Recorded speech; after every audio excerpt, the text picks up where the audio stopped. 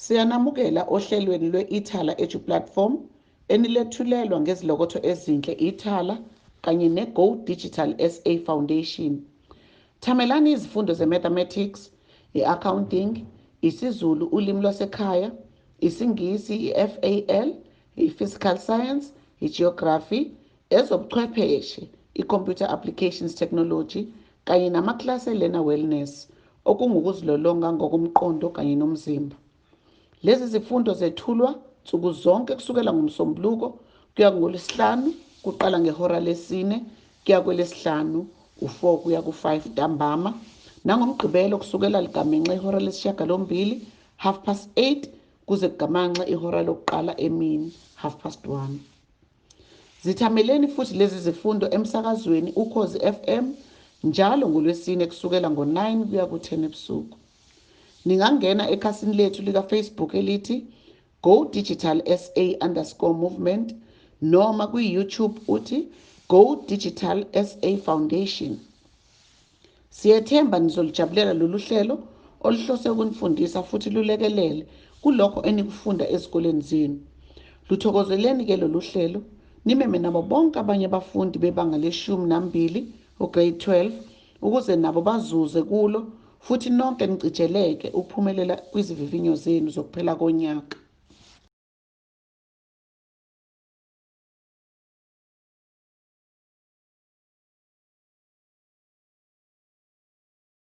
Sanibonani bafundi. Today is Tuesday and I'm for physical sciences. Manje sikhuluma nge-electric circuit. Electric circuit nawaqala ka grade 10, nawaphinda futhi ka grade 11, nabuya futhi ka grade 12. I-principle yakhona iyafana. Start ka grade 12 si-add the concept of distance.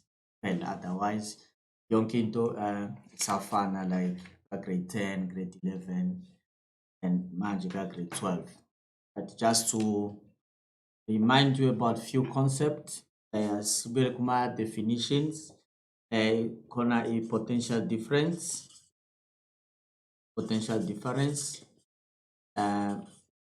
This one, the potential difference will be defined as the energy per coulomb of charge. That we have energy per coulomb of charge as Ithala as of V is equal to W over Q. And that is the potential difference.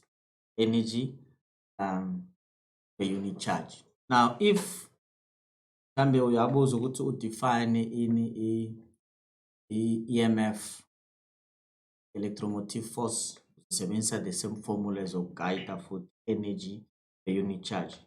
So now define EMF, we add in a maximum, the maximum energy per unit charge. Suppose about a definition here EMF, a voltage. Masibuga a definition or a formula. So energy is expressed in joules and a charge is expressed in coulomb. So a voltage, my potential difference is joules per watt per coulomb. Right? Then the potential difference, yona sebiza futhi voltage. We have joules per coulomb. No joules per coulomb ubizwa ngani nge-volt. So the unit of the voltage or potential difference is what is the volt. So singasho ukuthi 1 joule per second yona sibiza ngani nge-1 volt. In case ubuzwa futhi ukuthi define what is 1 joule per coulomb or define what is 1 volt. 1 volt is just 1 joule per coulomb. Noma kuthiwa define 12 volt. 12 volt is 12 joules of energy per coulomb of charge. Kanjalo nje as from the definition. Asibuke enye definition, electric current. Electric current is defined as the rate of flow of charge. Rate of flow of charge. So from the definition, maskuluma nge rate, delta T, and the charge will be what? Q. So in current level. Current is the rate of flow of charge. Asibuki formula, but the the charge is expressed in coulomb, then isikhathi is expressed in second. Ngamanye amazwi i-unit current is coulomb per second. And siyazi ukuthi i-current is expressed in amperes. So singasho ukuthi 1 coulomb per second yona ibizwa bani? 1 amp, 1 ampere. So ama-amps, in case utshela ukuthi define what is 1 ampere, uzosho ukuthi 1 ampere is 1 coulomb per second. Okuthiwa 10 amperes uzothi 10 amps is 10 coulomb per second. Right? So that lento izokusiza ukuthi ukhumbule kahle i-definition as well as ama-formula now. The next quantity ezokhuluma ngayo in terms of ama-definitions esikhuluma nge-resistance. Define i-resistance. The resistance is the opposition to the flow of a current. The resistance is the opposition to the flow of current. As you understand, ukuthi increase i-resistance, then i-current is decrease. Go from the definition here, oppose the flow of current. Any current is the flow of charge. I-resistance is opposed to the flow. So if there's an increase in the resistance, the current is a decrease. Right, from there, siyazi ukuthi i-resistance calculator as V over I. I-unit ye voltage siyayazi it's a volt, and i-unit ye current siyayazi it's amperes. So singasho ukuthi we have a volt per amperes.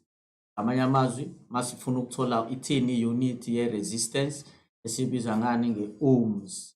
So sothi 1 ohm is just what? 1 volt per ampere. Now, when you have that, uzokusiza ukuthi ukhumbule ama-definitions as well as other applications. Right. The next quantity esokhuluma ngayo is the power. Assuming a power.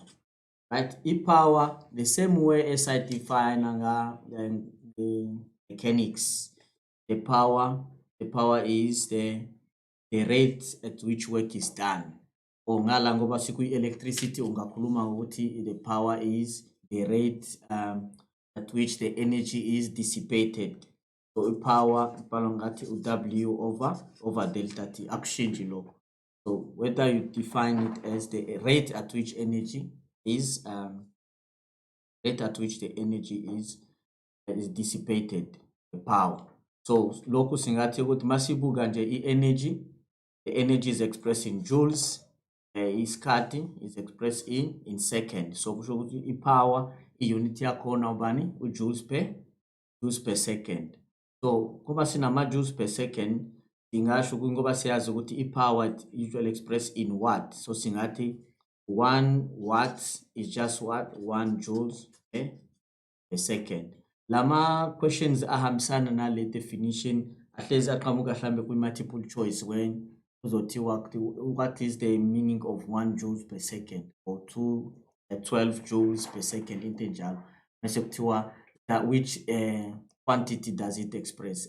As long as ukhumbula i-definition kuthiwa rate at which energy is dissipated, uyazi ukuthi energy is in joules, isikhathi in second. So uyazi ukuthi joules per second lokho ku represent a watt, and 1 watt is the unit of what? Of power. This is just a reminder of few things. Into niyaziyo from grade 10. Right. So bengifuna ukuthi siqale ngalama definitions ngoba sobuyela kuona esisenza ama calculations or application electric circuit. Right. The next thing sibuke i-current. I-current dependela kwi-resistance. Ngoba say the resistance is the opposition to the current. Ngamanye amazwi, if you increase i-resistance, i-current decrease. So masifuna ukuthola i-relationship zothi ukuthi i-current is inversely proportional kubani? Resistance. So ukuthi wama u-increase i-resistance, i-current decrease. Over i-resistance is the opposition to the flow of current. Okunye siyazi ukuthi le current lezo qhamuka only if voltage. So ngamanye amazwi masi increase i-voltage, i-current nayo izo increase. So i-relationships ngayithola ngokuthi i-current is directly proportional to the voltage. Mese-ke kwafika lo scientist wahlanganisa lokhu 2, ngathola i-formula ezothi u-I is equal to V over R. Masibuka le formula sizothini, i-current directly proportional to the voltage, the current also inversely proportional to the resistance. Then khona lento sibiza ngo-Ohm's law. Ohm's law. U-Ohm's law ukhuluma ngani nge-relationship between the current ne-potential difference, that is the voltage. So niyazi ukuthi masinama quantities awu-3 and sifuna ukuthola i-relationship yama quantities awu-2. Yesithathu ifanele senze ibe njani, ibe constant. So ngala ngoba sinama quantities awu-3 sifuna ukuthi sibone i-relationship between the current na le voltage. So le resistance ifanele siyenze njani ibe constant. So singasho ukuthi we need to keep this resistance constant. Mese siyabona ukuthi u-I u-reactor kanye ushintsha kanjani masishintsha bani u-V and vice versa. So that one was put together by Ohm. Then it says ukuthi the current in a conductor, ilo R lo. The current in a conductor is directly proportional to the potential difference across that conductor. Kodwa ke ngoba sino R lona, lo R ufanele abe i-controlled variable. Angithi sinama variables awu-3. I-current, kune voltage, kune resistance. So ngoba efanele u-resistance abe constant, then i-resistance will act as a controlled variable. Then sibona ukuthi between i-current and the voltage, which one are we changing? Mawukuthi sishintsha u-V, then u-V uzoba i-independent variable. Mawukuthi sishintsha u-I, sibona ukuthi u-V uzoshintsha kanjani by the time we change I, then u-I uzoba the independent variable. Ngendlela ngibhale ngayo lana sizothi how the current will change when V changes. Siyabona ke njengoba sishintsha u-V sifuna ukubona ukuthi u-I uzoshintsha kanjani, then u-V will be our independent variable. The current izoba the dependent variable. Right. So lana sithi i-current is directly proportional to the voltage. That means ukuthi mase increase i-voltage, the current izo increase across the conductor le R. Now the problem with R ukuthi i-resistance uyakwazi ukuyithola inama specifications akhona, like i-resistance moyicalculate ubuka ku-resistivity, bona i-length ye-conductor, then kube ne-sectional area, i-thickness, that i-resistance uyakwazi. Manje the problem is when say kwi-circuit i-resistor awukwazi ukuyishintsha ngoba already it is made. I-resistivity ihambisana ne-nature of the substance used. Ngoba for example i-aluminium ayina i-conductivity ifana ne-copper for example, right? Then the length of the conductor, at the length of the conductor uyabona ukuthi ma unentambo i-conductor ende izokunika bani i-resistance. I-area, sectional area, cross sectional area, i-thickness of the conductor. When you have a thicker conductor izokunika bani i-resistance encane ngoba the relationship is inversely proportional mawubuka le formula. Lokhu awukwazi ukushintsha, ingakho sifuna ukubona ukuthi what other factor can change i-resistance ukuze senze njani ibe constant. So in that case sibuka in temperature.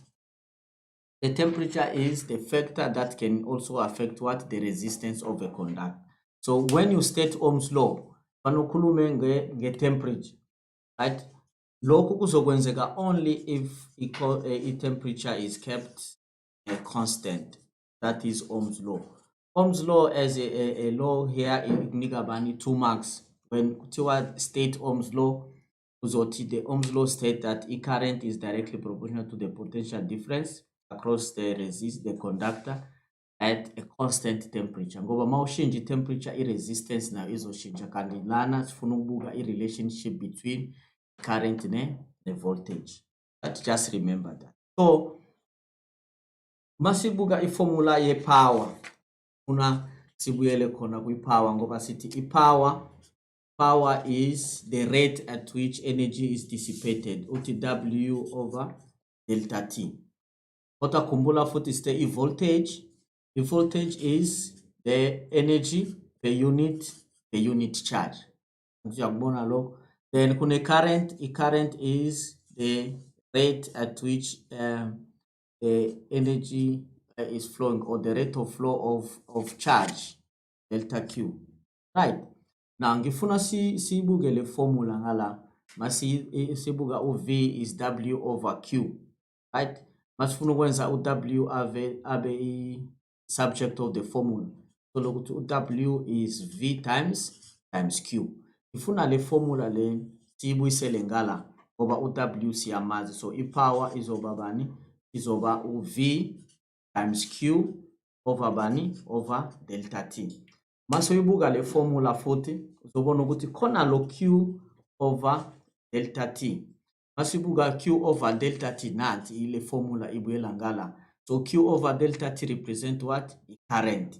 So ngamanye amazwi sothi i-power is just what? I-voltage times current. Ila isuka khona uthi P is equal to V times I. Right. So for an electric circuit, just understand ukuthi kunama formula awu-2 that will govern this electric circuit. Khona le uthi power is V times I, kuphinde kube nalo I is equal to V over I. That's why uyakwazi manje ukuderive amanye ama-formula njenge formula ezothi P is equal to V squared over R noma u-P is equal to I squared times R. I-formula eyodwa but isuka la. Right, P is equal to V times I. Sesibonile nokuthi u-V times I uvela kuphi ngoba uvela la u-P is equal to W over delta T. Power is the rate at which energy is dissipated. The energy is the product of the voltage and the charge. And masifaka le formula lana sibona ukuthi kuno Q over delta T, kanti Q over delta T represent the current. So power is the voltage times the current. Right. So lama formula awu-3 azokusiza mawubuka nje an electric circuit ungasebenzisa lama formula. From this one again, I is equal to V over R. Okusho ukuthi uma resistor uyakwazi uyathola i-current. Unikezwe i-current, une-resistance uyakwazi ukuthola i-voltage. Noma unikezwe i-voltage, une-current uyakwazi ukuthola i-resistance. So singenza ukuthi wonke ama-quantities abe subject of the formula. U-R ungathola as V over I. Noma uzothi u-V is equal to I times R. Right? Don't forget that. Those are the unit that we, the formula that will govern an electric circuit. This one and this one. For masukwazi lokho, then no calculation will be a problem. Then sibuke i-electric circuit. Kwayona ke electric circuit ukuze ukhulume nge-electric circuit, two things have to be present. One, it has to be a source of electrical energy, and that can be what? A cell. A cell.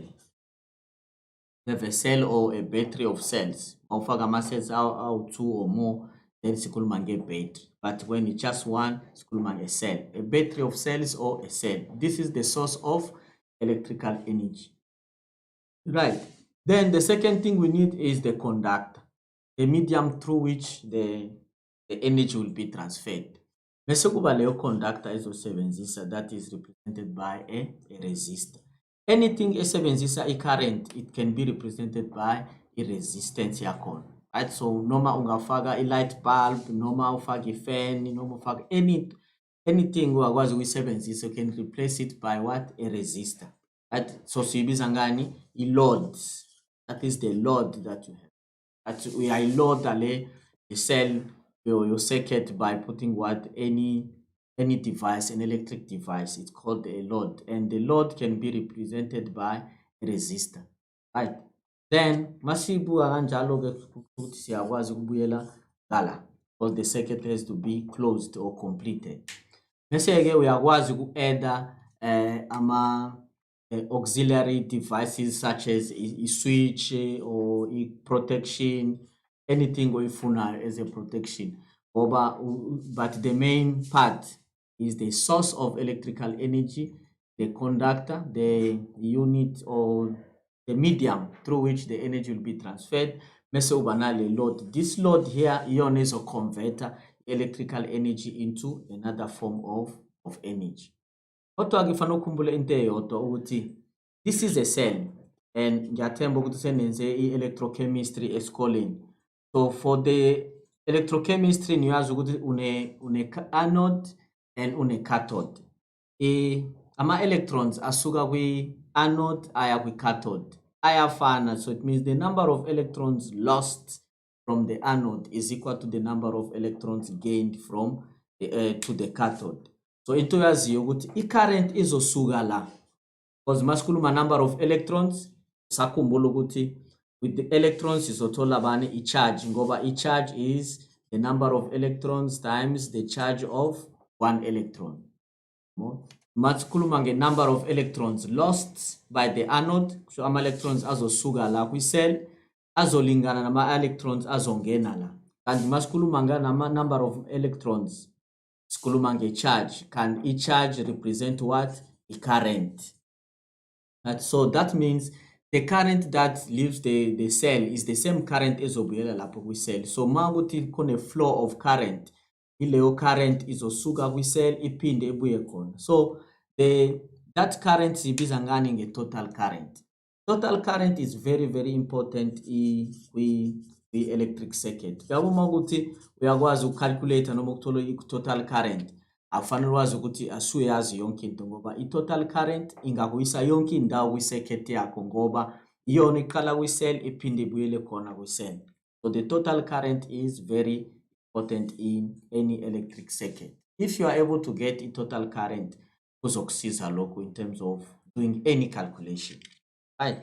Now the next thing asibuke ama-resistors ngoba kungenzeka kube nama-resistors amaningi. Then how do you connect the resistors? How do you connect ama-resistors? Siyazi ukuthi sinama-connections, two types of connections. Ungaba a series connection noma ube nani ne-parallel connection. On a series connection, solo ukuthi ama-resistor ayalandelana kanje. Then you have ngizogcina lana ngizofaka nje i-cell ngoba ufuna ukubona ukuthi how do they behave, u-R ngibiza lo R1 lo R2 ngoba mangithi ngifaka i-cell sekuzophenduka i-series circuit.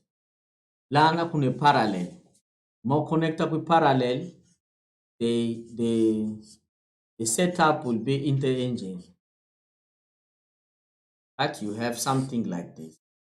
This is a parallel circuit. So we are more if you have a series circuit or a parallel circuit or a series connection, from a connection, a series connection, a parallel connection, two things are being looked at.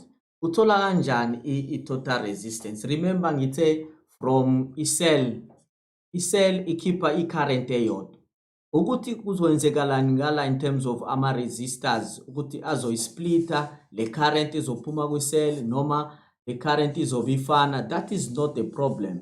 I-cell yona yazi ukuthi ikhipha bani i-current eyodwa.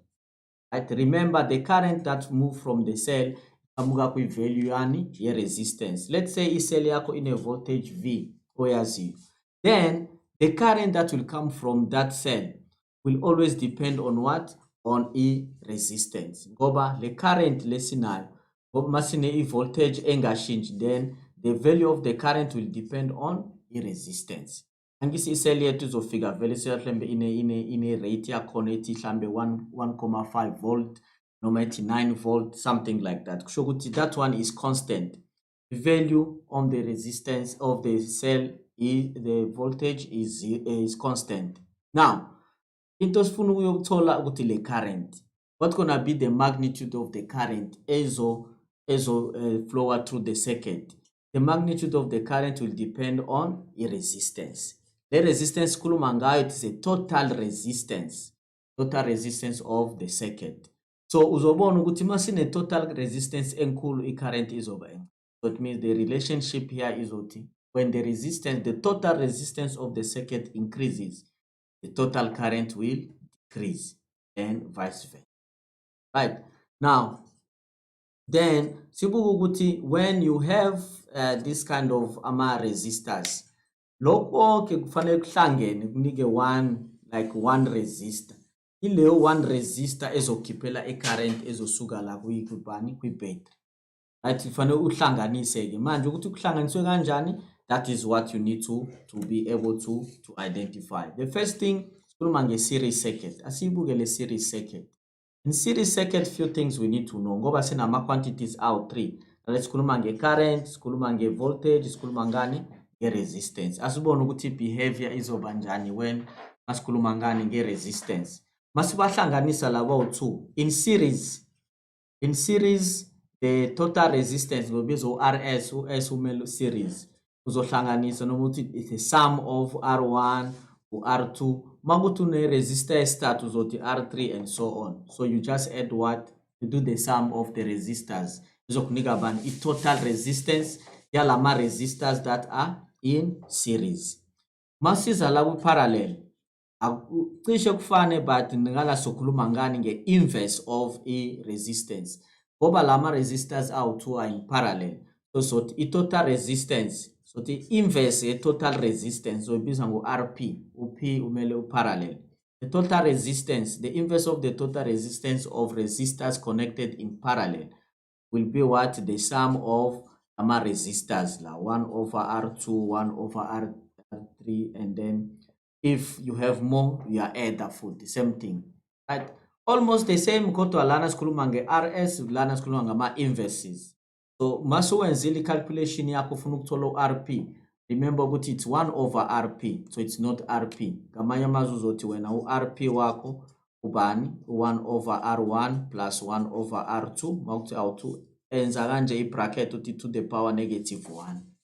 Angisiyabona ukuthi ngikhuluma ngo-RP, angisakhuluma nge-1 over RP, so it means the inverse of it was used. So mawenza kanje kuzokusiza. Noma ungaba hlambe nama-resistor awu-10, yenza 1 over R1 plus 1 over R2 plus 1 over R3 uzofika ku-1 over R10. Mase ufake i-bracket uthi to the power -1.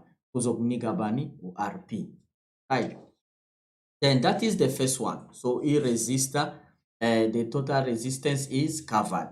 Khuluma nge-total resistance yaleyo connection leyo, i-connection ye-series. Right. Then the next thing asikhulume nge-voltage. Khulume ngani nge-voltage. I-voltage izoba njani lana ku-series circuit ngoba ufuna ukubuka ukuthi i-behavior yalama quantities awu-3 sikhuluma ngawo izoba njani. In terms of voltage, masine voltage ubona ukuthi before sifike lana kune connection yalama resistors awu-2. So if kune voltage ngifaka i-voltmeter across these 2 resistors, right? This voltage uzobona ukuthi le terminal yale resistor is connected to this voltmeter, kodwa le side ye voltmeter is not connected to this voltmeter. Ile ulo R2 connected to this. So kuthini ukuthi le total voltage it is divided among these 2 resistors. Masina 3, it means the total resistance will be divided among what? The 3 resistors. So sizothi ukuthi the total resistance or noma i-voltage across that series connection is over i-voltage ka R1 plus i-voltage ka R2. Right? So mawuhlanganisa i-voltage across R1 uphinde uhlanganise i-voltage R2 izokunika bani the total voltage ecover lo R1 no R2. Right, asize lana kwi-parallel connection. Kwi-parallel connection uzobona ukuthi masifaka hlambe i-voltmeter, ezama ukufaka i-voltmeter across u-R1, so biza bani u-V1. Right, uzobona ukuthi le connection le ntambo le iyafana because there's nothing happening. So ukuthi le ntambo is connected to the same. Mangifaka ne-voltmeter kala u-V2. So uzobona ukuthi le voltmeter le nale kanti they are always connected at the same point. Nale voltmeter ngala is connected to the same point, and this one kusho ukuthi bakunika bani i-reading efanayo. So in parallel, the voltage will be the same. So kusho ukuthi i-voltage across R1 is equal to the voltage across R2 ngoba they are connected in parallel. Kodwa ku series circuit, the voltage will be divided. That ingakho series circuit is called what? The potential difference divider. Right. The next quantity it is the current. Asibona ukuthi i-current yona izobehavior kanjani in terms of series and parallel circuit. Right. Now the next thing sizoyibuka i-current. If we look at the current, uzobona ukuthi the current ezosuka la. Remember, this is the number of charges or the number of electrons. The number of electrons esuka will be the same number of electrons ezohamba. So in R1 and R2, you'll have the same number of electrons flowing. Kusho ukuthi i-current across R1 ifana ne-current across R2. So makune current engenayo iyayifanela. So we'll say what? The total current iyafana ne-current ka R1 ifana futhi ne-current ka R2.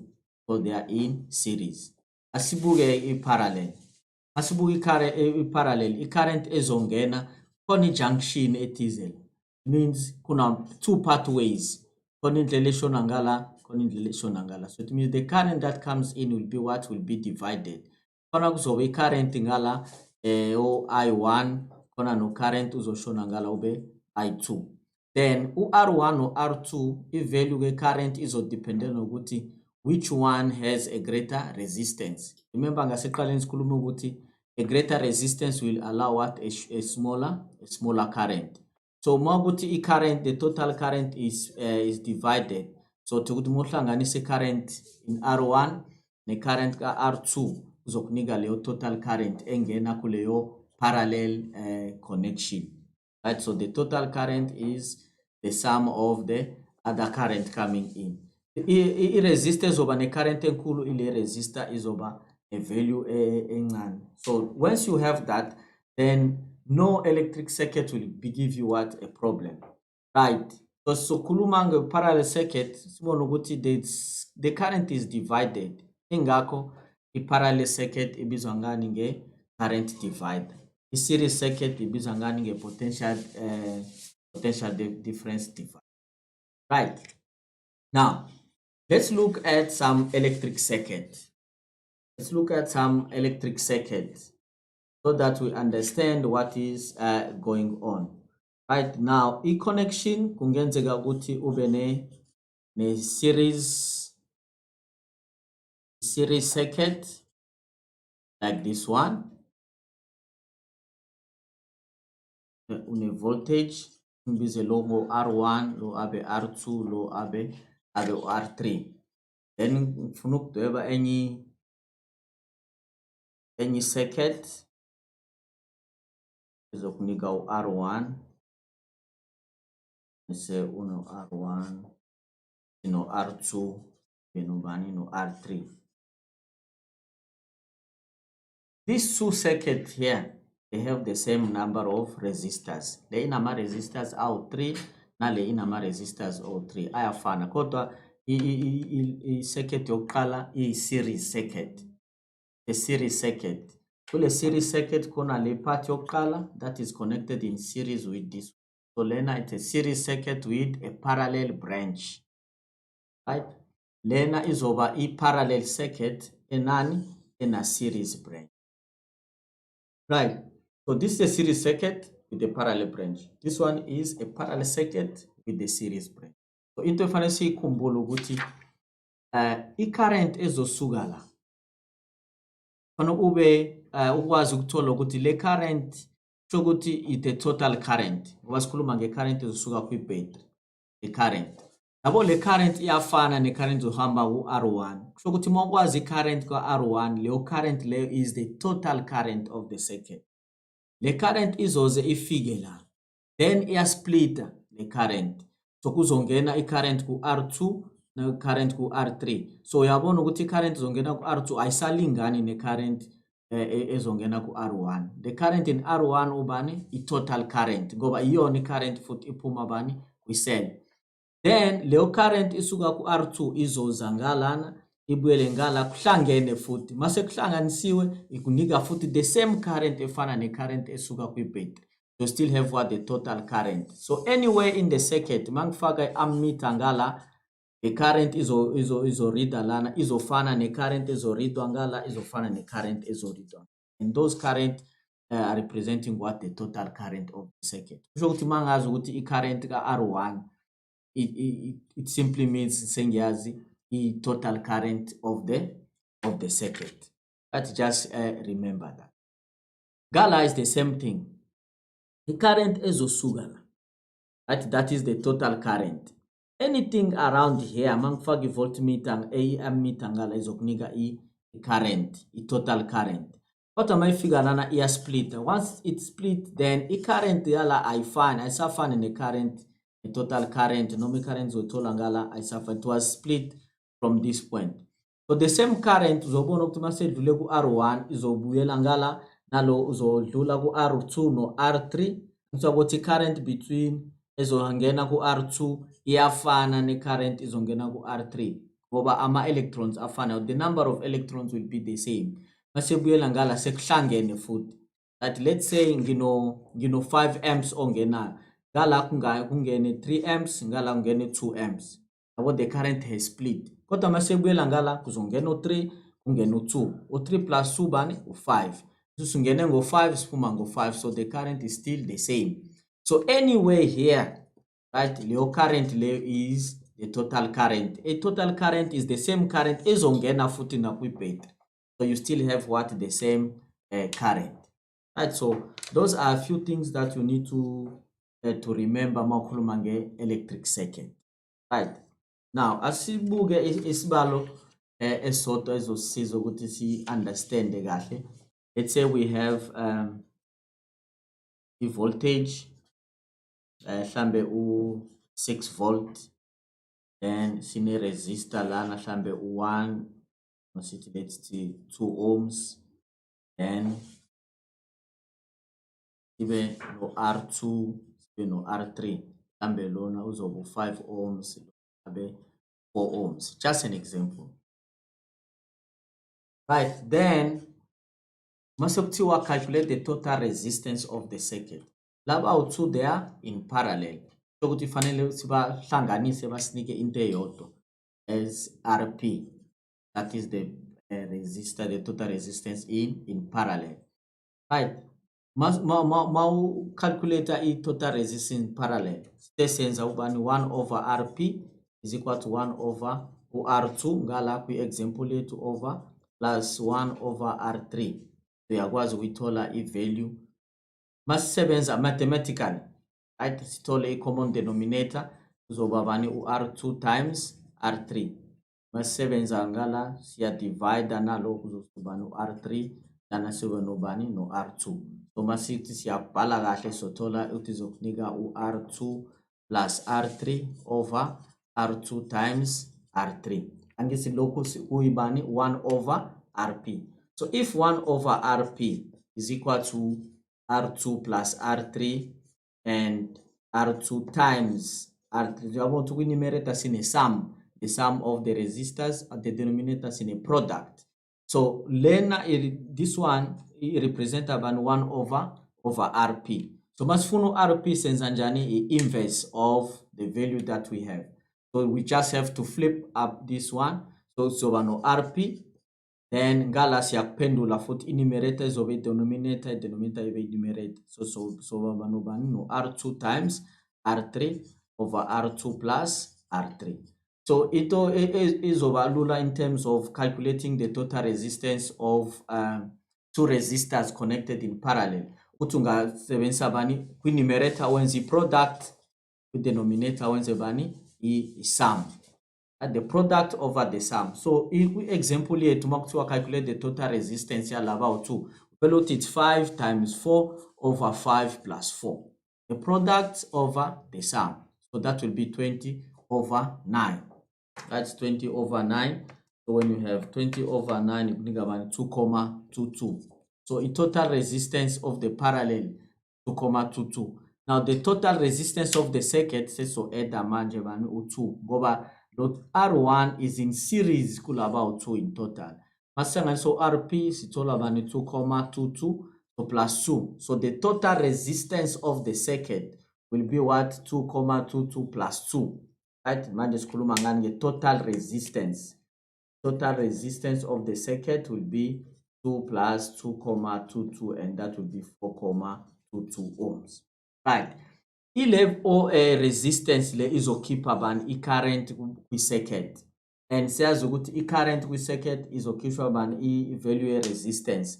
Ngoba sina 4,22 ohms and sina i-voltage. So siyakwazi ukuthola bani i-current, the current that flows through the circuit. So i-current will be what? The voltage over the resistance. I-voltage siyayazi, the voltage is ubani or 6 volt according to our example. Then the current, the resistance is 4,22. Now in that case, total voltage is 6 divided by 4,22, and then this one gives us 1,42 amps. Now the total current. The current is osuga. This current is odlula la ku R1. The same current is odlula la ku RP. Right? Now, masiyenza njalo le asibone ukuthi what is the current ezodlula ku R1. So ubona ukuthi the same current ezophuma kwi battery izoba the same current izongena ku R1. So kusho ukuthi sina I current engena ku R1. Siyakwazi ucalculate ini ngoba sine current, sine resistance, siyakwazi ukuthola I voltage. Remember, there are three quantities. Masibuga u-R1. U-R1 siyazi i-resistance yakhona u-2 ohms. I-current engena ku-R1 siyayazi sesicalculate ifana ne-total resistance o-1,42. Ngamanye amazwi siyakwazi ukuthola bani i-voltage. I-voltage across R1. I-voltage across R1 uzoba i-current engena ku-R1 times u-R1. So that will be 1,42 times bani u-R1 u-2. Right, so that 1,42 times 2, sinobani, sino 2,84 volt. Right, 2,84 volt, ioni voltage across across R1. The voltage across R1. So masibuga kanjena singathini ngoba lona u2,84. Kusho ukuthi the remaining voltage is la. Ngoba sithe ku-series circuit the voltage is divided. Ngoba i-main voltage ubani u6. Njengoba sekuthathwe u2,84 kusho ukuthi the rest is la. That means that i-voltage across the parallel circuit uzoba bani? Uzoba 6 minus 2,84. And that will be 3,16. I-voltage ela ubani 3,16. Across what? Across this parallel circuit. Ngoba mohlanganisa u2,84 no 3,16 kuphela bani u6. Then uyabona ukuthi ma usuthola voltage across this parallel circuit, uyakwazi ukuthola what is the current across through R3, what is the current through R2. Ngoba i-voltage uyayazi, i-voltage R2 ilingana ne-voltage ka-R3 ngoba these two are connected in parallel. So ungasebenzisa lo 3,16 uthole bani enalo 4 ohms uthole i-current engena ku R3. Uphinde usebenzise lo 3,16 times lo 5 ohms we-R2 ukunike bani i-current ihamba ngala. So mawuhlanganisa lo bawuthi bazokhiphela the current, i-total current esicalculate lo bani 1,42. Remember i-current izongena, that is the total current, izongena lana mase iya split. The other method engakunika yona mhlambe ufanele uwazi ukuthi ufuna ukuthola i-current. I-current izongena kwi-parallel branch. Right? Mhlambe ufuna ukuthola what is the current ezongena ku R2. Right? That something will help you in terms of the ratio. Angithi ngifuna i-current ku R2. Awuthi ngi-separate lezinto so that we can be able to see. Yazi i-current ezayo 1,42. Le current ingena kule branch no R2 unobani uno R4 futhi ngala, right? Asikunakile lokho kungala ngoba siyazi vele khona uno R1. Sifuna ukuthola what is the current ezongena la in case mhlambe I voltage awunikezwanga yona noma akwazi ukuyicalculate, ufuna ukuthola what is the current through R2. Sifuna ukuthola i-current ezongena ngala, asibiza ngubani ngo-I2. Le current engenayo sobiza nge-I total engenayo. So mangifuna ukuthola u-I2, i-current through I2, ngizowenza njani? Ngizothatha le current engenayo ngibiza u-I2, ngithi times i-resistor, yabo le resistor i-opposite to lento engiyifunayo. Sengizosebenzisa u-R4 ngoba ngifuna i-current through R2. Bese ngiyadivide by the sum of the two. Sengihlanganisa lawo 2 ngizothi R2 plus R4. Right? So if you want to use the ratio thing ingakusiza nakhona futhi. Uthatha i-current engenayo times i-resistance, the opposite resistance, divided by the sum of the two resistors. Right? Ngoba sifuna i-current engena ku R2. Uthatha i-current engenayo ngithi times ile resistance, the opposite resistance, divided by these two resistors. Right? The sum of the two resistors.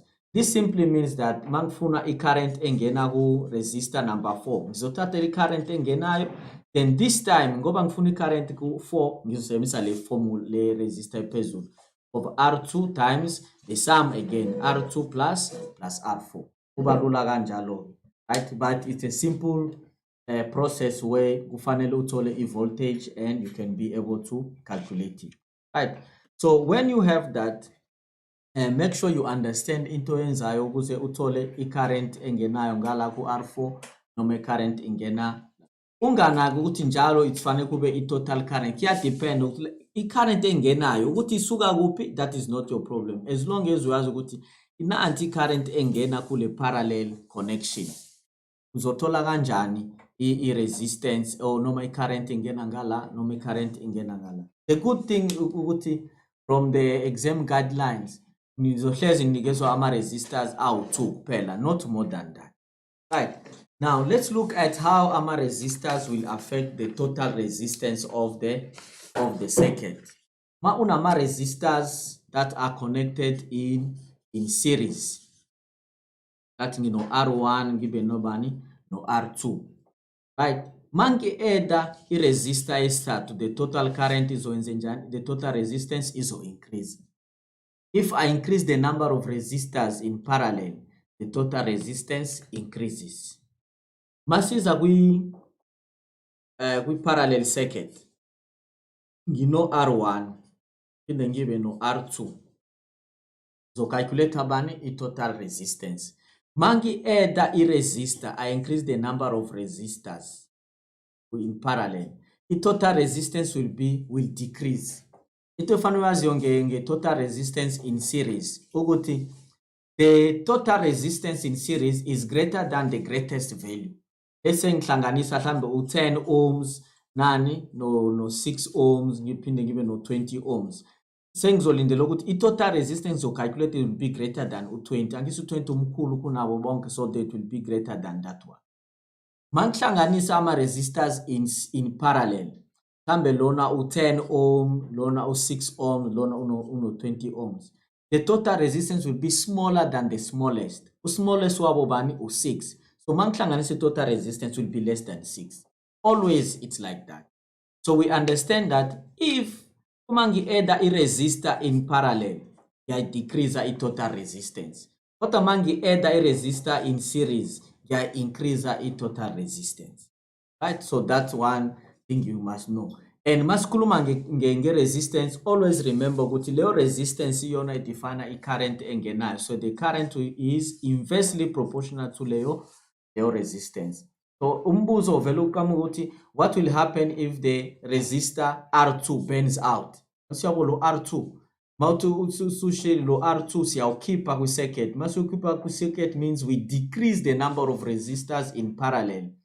If you decrease the number of resistors in parallel, the total resistance increase. Remember, by increasing the number of resistors in parallel, the total resistance will decrease. So if we decrease the number of resistors, the total resistance will increase. Can you increase a resistance when the current enzenjani? It decrease. Right? So those are the things if finally ube was when you have to explain. Futhi ungajahi mase kuthiwa yabo umbuzo wonke uzothi increase, decrease or remain the same. Don't rush into answering leyo question. Ngoba ekugcineni kuzothi does it increase, decrease or remain the same? Mase kuthiwa explain. Yabo mase simaga lapho sivele sisebenzise into ebizwa nge-negative marking. Yabo makuthi kufanele uthi increase when avele uthi decrease, asiyibuki nokuyibuka leyo explanation yakho. Because as believe ukuthi ungakwenza uku-explainela into right kwi-statement esi-wrong. So that is called what? I-negative marking. So ungajahi lapho ukuthi ngoba uyabona ukuthi increase, or don't try to guess the answer. You rather start by explaining bese ubuyela kulo mbuzo uzothi increase, decrease or remain the same. Ngoba umfundi umbona vele athi increase, acaze egcineni avele therefore it will decrease. Yabona ukunika i-explanation e-right kodwa ngoba usethi increase phezulu awuseluze ama-marks awu-4 wonke. So you rather get 3 marks and lose 1 rather than lose all, because by the time uvele uthi increase kanti ufanele uthi decrease, asikufuni nokufunda lento uyibhalile. That is the negative marking. Right.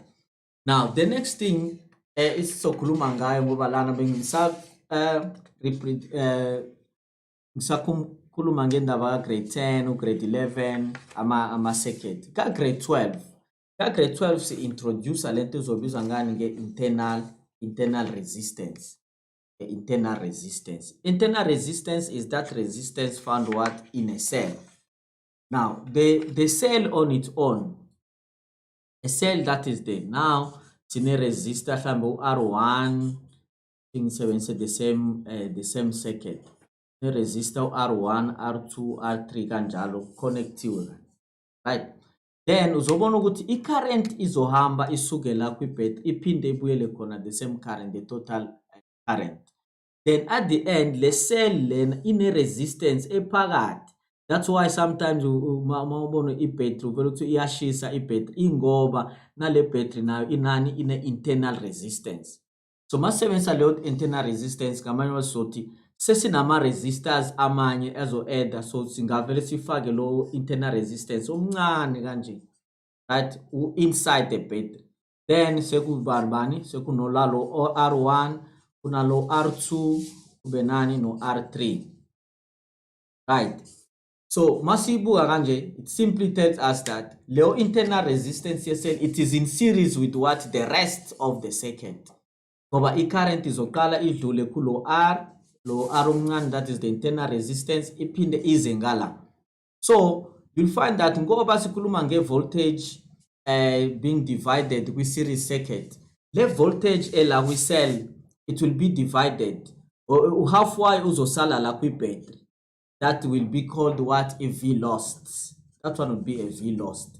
Mese kuzoba i-voltage izongena kwi-external circuit.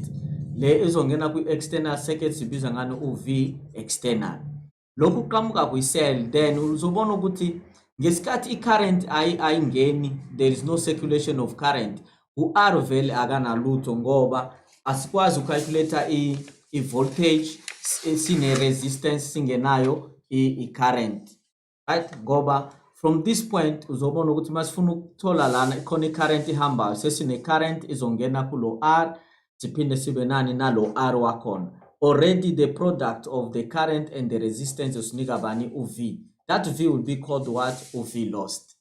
The same current izohamba ku-external circuit, so izoba leyo total current times u-RT noma u-R omkhulu. U-R omkhulu, u-RT uhlanganisa wonke ama-resistor a-external.